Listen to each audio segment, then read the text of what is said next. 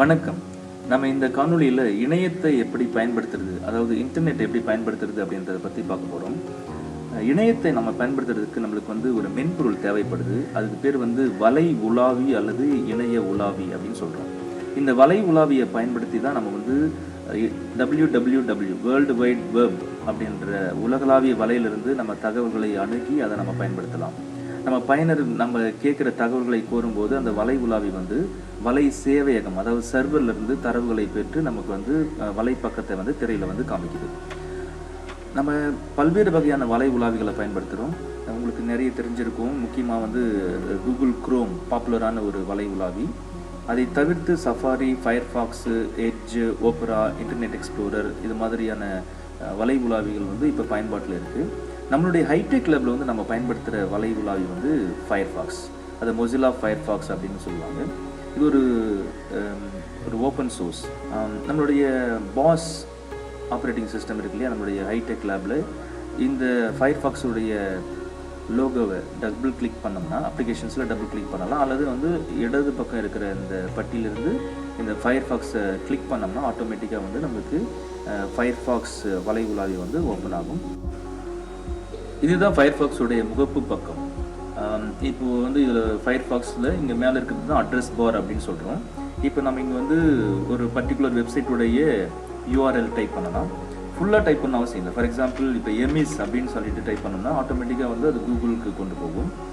கூகுளில் போய்ட்டு எம்இஸுடைய அந்த வெப்சைட் லிங்க் ஆட்டோமேட்டிக்காக வரும். நம்ம அதை கிளிக் பண்ணிவிட்டு அந்த பர்டிகுலர் வெப்சைட்டுக்கு லான்ச் பண்ணலாம்.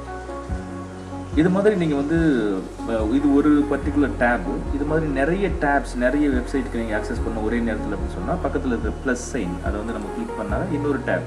ஸோ இங்கே நம்ம எம்இஸில் ஒர்க் பண்ணலாம், இங்கே இன்னொரு வெப்சைட்டுக்கு நீங்கள் போகணும் அப்படின்னு பண்ணலாம். இதில் பார்த்தீங்கன்னு சொன்னால் இப்போ இந்த வெப்சைட்டில் இருக்குன்னு சொன்னால் இதில் பேக் போகணுன்னு சொன்னால் இந்த பட்டன், ஃப்ரண்ட் போனால் இது ரிஃப்ரெஷ் அல்லது ரீலோட் பட்டன் அப்படின்னு சொல்கிறோம். இது நீங்கள் ஏதாவது தேடணும் அப்படின்னு சொன்னால் இந்த பட்டன் சொல்லலாம். இப்போ நம்ம எம்இஸ் வெப்சைட்டை நான் புக் மார்க் பண்ணணும் அப்படின்னு சொன்னாக்கா இந்த ஸ்டார் பட்டனை கிளிக் பண்ணாக்கா போதும், அது புக் மார்க் ஆகிடும். நீங்கள் எப்போ வேணாலும் அதை கிளிக் பண்ணிவிட்டு அதை ஓப்பன் பண்ணிக்கலாம். ஸோ புக் மார்க்கில் அது சேவ் ஆகிருக்கும். அதை தவிர்த்து பார்த்தீங்கன்னு சொன்னாக்கா நீங்கள் இந்த சைடில் போனீங்கன்னா உங்களுடைய வெப் ப்ரௌசர், அதாவது இந்த உலாவியை நீங்கள் அப்பப்போ லாகின் பண்ணும்போது உள்ளே வரும்போது நிறைய குக்கீஸ் அது மாதிரியான விஷயங்கள் இருக்கும்போது அதை டெலீட் பண்ண வேண்டியிருக்கும். அதுக்கு நீங்கள் ஹிஸ்ட்ரியில் போயிட்டு நீங்கள் டெலீட் பண்ணலாம். ஹிஸ்ட்ரியில் போயிட்டு நீங்கள் போயிட்டு கீழே போனீங்கன்னா மேனேஜ் ஹிஸ்ட்ரி அப்படின்னு ஒன்று இருக்குது இல்லையா, இதில் போயிட்டு நம்ம என்ன பண்ணலாம்னு சொன்னாக்கா கிளியர் அப்படின்னு ஒரு ஆப்ஷன் இருக்குது. கண்ட்ரோல் ஏ அப்படின்னு போட்டு ரைட் கிளிக் பண்ணிவிட்டு நம்ம என்ன பண்ணோம்னாக்கா டெலீட் பேஜஸ் அப்படின்னு சொல்லிட்டு கொடுத்தோம்னா ஆட்டோமேட்டிக்காக அதெல்லாம் டெலீட் ஆகிடும்.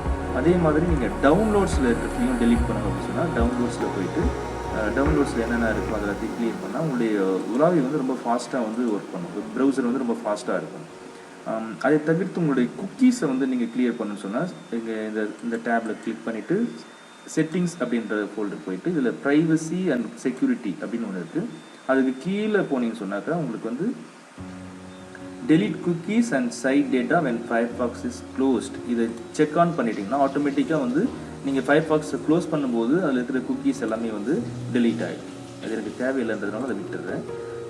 அதை தவிர்த்து சப்போஸ் உங்களுடைய ஃபயர்ஃபாக்ஸ் அப்டேட் ஆகிருக்கா அப்படின்னு செக் பண்ணணும்னு சொன்னால் நீங்கள் போயிட்டு ஹெல்ப் அப்படி போயிட்டு அதில் அபவுட் ஃபயர்ஃபாக்ஸ் அப்படின்னு இருக்கு இல்லையா, அதை கிளிக் பண்ணோம்னா உங்களுக்கு ரீஸ்டார்ட் டு அப்டேட் ஃபயர்ஃபாக்ஸ் அப்படின்ற ஆப்ஷன் இருக்கும். அதை கிளிக் பண்ணிங்கனாக்கா ஆட்டோமேட்டிக்காக ஃபயர்ஃபாக்ஸ் அப்டேட் ஆகிடும். நான் ஏற்கனவே சொன்ன மாதிரி ஃபயர்ஃபாக்ஸ் ஒரு ஓப்பன் சோர்ஸ் சாஃப்ட்வேர். ஸோ நீங்கள் அப்பப்போ அப்டேட் பண்ணுறது உங்களுக்கு ரொம்ப பெனிஃபிட்டாக இருக்கும். அதை செஞ்சுக்கலாம். அதுக்கு பல டேப்ஸ் நீங்கள் யூஸ் பண்ணலாம். கீழே இருக்கிறது ஷார்ட்கட்ஸ் இருக்குது நிறைய. ஃபார் எக்ஸாம்பிள் நம்ம அடிக்கடி யூஸ் பண்ணுற வெப்சைட்ஸ் இந்த ஷார்ட்கட்ஸில் இங்கே வந்துடும். நீங்கள் எது வேணுமோ அதை ஜஸ்ட் கிளிக் பண்ணால் போதும், ஆட்டோமேட்டிக்காக அதை ஓப்பன் ஆகிடும். ஓகேவா? இது மாதிரி நிறைய டேப்ஸை நீங்கள் ஓப்பன் பண்ணிவிட்டு நீங்கள் உங்களுடைய இதில் நீங்கள் பயன்படுத்திக்கலாம். ஃபார் எக்ஸாம்பிள் இப்போ நான் ஒரு பர்டிகுலர் இமேஜ் டவுன்லோட் பண்ணணும் அப்படின்னு சொல்கிறேன்னு வச்சுக்கோங்களேன். நீங்கள் கூகுள் போகிறீங்க, ஏபிஜே அப்துல் கலாம் அவருடைய இமேஜஸ் எனக்கு வேணும்னா நீங்கள் அதை கொடுத்துட்டு இமேஜஸ் அப்படின்னு கொடுத்தீங்கன்னா அவருடைய இமேஜஸ் எல்லாமே இங்கே வரும். நீங்கள் தேவையான இமேஜை டவுன்லோட் பண்ணி யூஸ் பண்ணலாம். ஆனால் முக்கியமான விஷயம் இந்த காப்புரிமை, அதாவது காப்பிரைட், அதை ஞாபகம் வச்சுக்கணும்.